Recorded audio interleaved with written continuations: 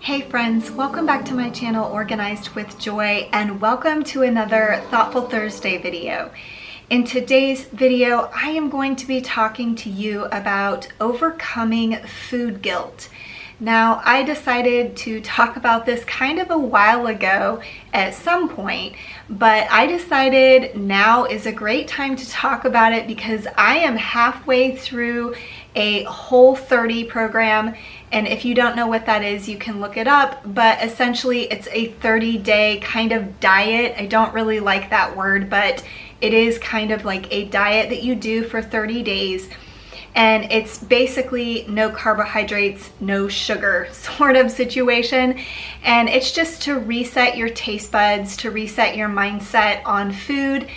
And I like to just do this every once in a while. But I decided to go ahead and wear my kale t-shirt, my spoof kale t-shirt, like Yale kale, just for this video. I actually really do love kale. I would consider it one of my favorite foods, but anyway, I just thought that that was fun for this video. So before I get into talking about food guilt, I wanted to talk a little bit about something that maybe I should have talked about in my body image video. If you didn't see that video where I interviewed my daughter and my 24-year-old daughter, and we spoke together about body image, I can link that down in the description box below.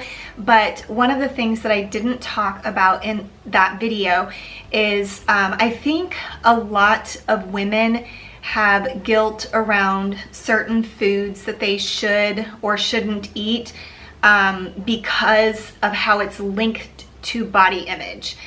And one of the things that I learned from a book that I read, it's actually a very old book, and I read it probably 3 times, and I decided to finally pass it along to a friend, but it is the book Why Beauty Matters. Unfortunately, I don't know the name of the author off the top of my head, but if I can find that book someplace online, I will link it in the description box below. It's definitely a very interesting read, but one of the things she talked about in that book is the idea that the body image that is supposedly beautiful by today's standards has not always been that way. We have a certain body image, especially here in America, that we deem as beautiful. But in the book, she talked about kind of the reasonings behind why these different beauty standards became a thing. So a long, long time ago, it was beautiful actually to be quite pale and also to be large, because that indicated that you were not working in fields, that you were kind of upper class, that you had a lot of money and you could stay indoors, and that's why your skin was fair and you could afford a lot or luxurious foods, and so that is why your body was larger. So that kind of robust figure in women used to be very desirable. And then things started changing.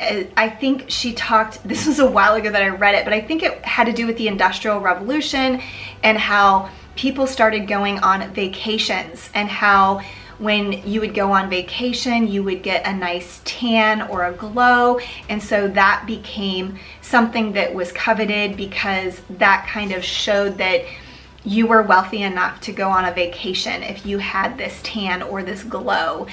And so just my point in sharing some of this is just that beauty standards have changed over the years, and there's kind of different reasons why different body types are deemed beautiful. But I feel like nowadays in modern times, we are shifting more towards just finding all body types beautiful, finding all colors beautiful. I think that that is really starting to shift in our society, which I am grateful for. But I wanted to talk a little bit about that before I got into this idea of food guilt, because I want to frame it in the sense that we should want to eat healthy foods, not because of the way it makes our body look, but how it makes our body feel and how it makes us feel mentally and emotionally. I think so often we focus in on, well, I need to eat healthy so that I can lose weight, so that I can tone up, so all these things. But instead, we should really be focusing on eating healthy foods so that we feel good and so that we feel energetic, so that we can get done everything that needs to get done in a day. So for me, when it comes to the way I eat, I don't like to feel guilty about the times when I am eating foods that maybe aren't as healthy for my body, whether that is a weekend or maybe I'm out with girlfriends or whatever it might be. I feel like if I am eating healthy 80 to 90% of the time and then just eating foods that maybe aren't as good for my body 10 to 20% of the time, then it's easier to have this perspective of this is okay to eat these foods.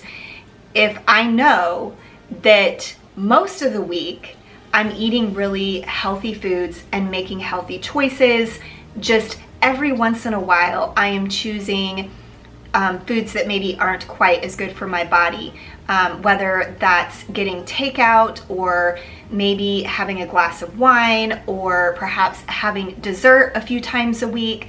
All of those things are easier to not feel guilty about if you have this mindset that it is okay to do that every once in a while if you are, for the most part, eating healthy.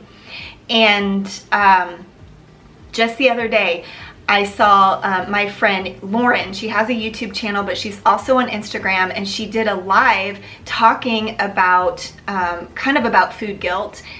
She had listened to a podcast and it was really interesting, and she wanted to share the information from that podcast. And I will link her Instagram down below so that you can go find that live, because she saved it, because I actually didn't see it live. I watched it saved. But one of the things that was talked about in that podcast is the analogy of like toxic friendships. So, you know, when you have this friend that is kind of draining or maybe toxic, you're not going to spend a good majority of your time with that person, knowing what it does to your mind or even to your physical body to spend time with a toxic person. And that's kind of the way we can look at foods that aren't as good for our body, is it's okay to spend time with them, to have them every once in a while, but they don't need to be something that's a regular part of our everyday lifestyle. And so I thought that that was such a great analogy. You know, Lauren was talking about it being like, you might see that toxic friend at a party, and that's fine. You can interact with them there, but it's not like you're gonna call them up and invite them to coffee once a week or something. So I thought that that was a really great analogy. I know it's hard. We all love yummy foods that have all the bad things in them. But what I have found as I've changed my diet, I actually learned about whole food eating a long time ago when I was pregnant with my second son, who is now 20 years old.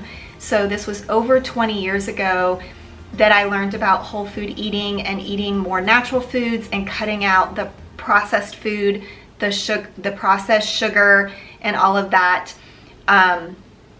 What I've learned over the years eating in this way is, first of all, you become really creative with food, and it's actually fun to prepare foods and to come up with different combinations. And I've also learned that healthy food tastes really good if you know how to prepare it. And I will tell you, one of the tricks is definitely spices and making your own healthy sauces. Those are by far the best tricks in making healthy foods taste really good. But your body just gets used to the taste of healthy foods, and you start craving that processed food less and less as you fill your body more and more with the whole foods. So just like anybody else, I am certainly not perfect at this, and I definitely get kind of off track. We all do with regards to healthy habits. It can be easy. You go on vacation, or you hit a holiday season, or birthdays, or there's all kinds of ways that we kind of get off track from our healthy eating, and it can be a fast spiral for sure. But that is why I choose to do Whole30 just periodically. Honestly, it's been such a long time since I've done it because I did not do it at all during COVID. And I actually developed some pretty unhealthy habits, I guess you could say, during COVID. When my two older kids moved home from college, we got into this habit of like baking often, and we ended up just having dessert like every single night, to the point where my kids were like, hey, what's for dessert tonight? Like, it wasn't even a question like, is there dessert tonight? It was, what is for dessert tonight? So there was that, and I definitely was drinking alcohol more often, and so I decided to do Whole30 in the month of September just to reset my body and reset my mind. And I wanted to reset my body specifically with regards to sugar, but I also like resetting my mind. And if you have read up anything about Whole30, it's a lot about this relationship to food sort of push. That is what her whole goal was in creating this sort of program, is really helping you evaluate your relationship to food and what you're using food for. You know, are you using it for comfort? Are you using it because you feel emotional? Because food is supposed to be fuel for your body. And I don't think there's anything wrong with celebrating. You know, I think it's great to have celebrations, whether it's holidays or birthdays, and having, you know, all the fun food around that, that's okay. But the problem is you can get to the point where every day you're using food for kind of these unhealthy reasons.